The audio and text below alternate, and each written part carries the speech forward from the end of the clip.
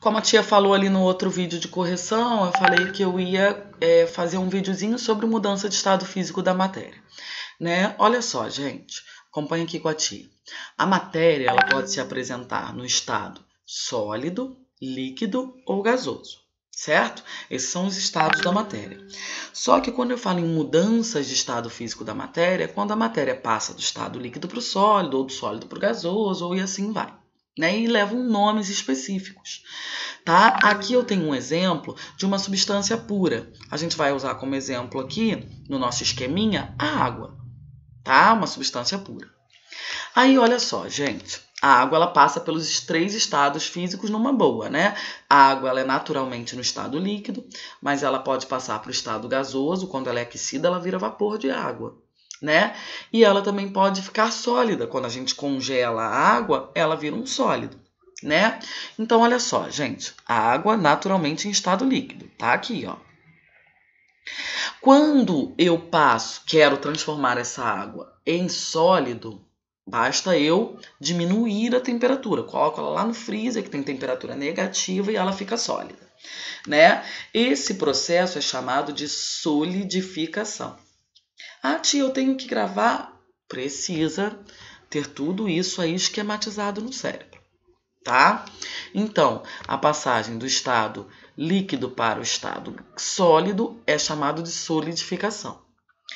Agora, quando ela já está sólida e quer voltar a ser líquido, a passagem do estado líquido para o sólido, eu tiro aquele gelinho lá do freezer e deixo ele em temperatura ambiente, deixo aqui fora do freezer, né? Que no caso da água, 0 graus Celsius, certinho é o ponto de fusão da água, né? Quando ela o gelo começa a derreter, né? Passa do estado sólido de volta para o líquido.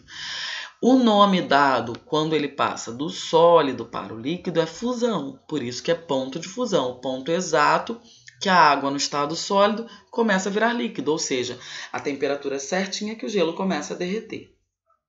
Agora, eu tenho essa água em estado líquido e quero transformar essa água em estado gasoso. O nome dado, gente, é vaporização. Quando a água passa do estado líquido para o estado gasoso, a gente chama de vaporização. Só que provavelmente vocês já escutaram alguns termos como evaporação, ebulição, calefação. É tudo passagem do estado líquido para o gasoso. Só que tem algumas diferenças. Olha só, de tempo normalmente. Vamos supor que você lavou essa blusa, ela está molhada e colocou no varal. A gente pode dizer aí que a água dessa blusa ela vai evaporar. Por quê? Porque a gente usa o termo evaporação quando a gente trata de um processo lento, né? Essa água, ela não vai evaporar imediatamente. Ela demora um pouquinho. Então, é um processo lento. Então, a gente chama de evaporação. Agora, quando eu boto uma água para ferver, que ela começa a gerar aquelas bolhas, né, a gente chama de ebulição, que também é a passagem do estado líquido para o gasoso, só que com as bolhas. A água está sendo acrescida e gera as bolhas, a gente chama de ebulição. O ponto de ebulição, ou seja, o ponto exato, a temperatura exata que a água passa do estado líquido para o gasoso, é 100 graus Celsius. A 100 graus Celsius medido no termômetro certinho, essa água vai começar as primeiras bolinhas e ela começa a fazer a passagem dela do estado líquido para o gasoso. Se você deixar essa água no fogo, até ela evaporar todinha, essa água vai sumir todinha. Sumir não, né? Ela virou vapor de água, vai estar no ambiente. Então, a passagem do estado líquido para o gasoso a gente chama de vaporização. Porém, evaporação, ebulição e calefação também são passagens do estado líquido para o gasoso, só que em tempos diferentes. A água, para ela poder começar a ferver, ela é um processo um pouquinho mais rápido do que a blusa secando no varal, né? Então, por isso a gente pode usar, e além disso tem as bolhas, a gente pode usar a palavra ebulição. Já a calefação, que eu falei para vocês, é um processo do estado líquido para o gasoso muito rápido. Vou dar um exemplo para vocês. Coloca uma frigideira para aquecer, tá? Bota uma frigideira no fogo. Deixa ela ficar bem quente. Vou lá e molho as minhas mãos. Faço assim na frigideira, ó. Jogo gotículas de água. Já viram que a gotícula de água ela bate na frigideira e evapora muito rápido? Então a gente chama esse processo muito rápido de de vaporização, a gente pode chamar de calefação, tá?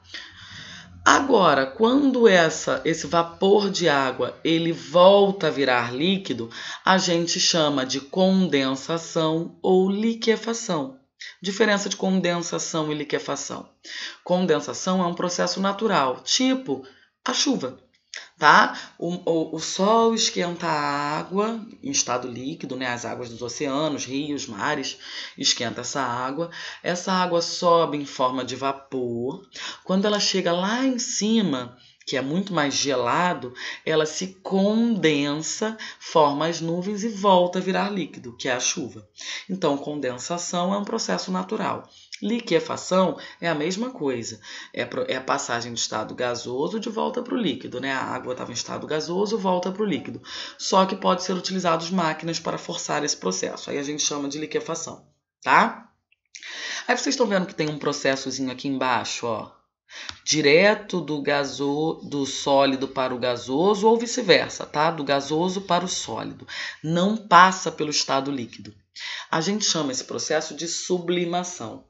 Tá? Pode ser tanto do gasoso direto para o sólido ou do sólido direto para o gasoso. Não faz a passagem pelo estado líquido. Esse processo não dá para fazer em casa, tá?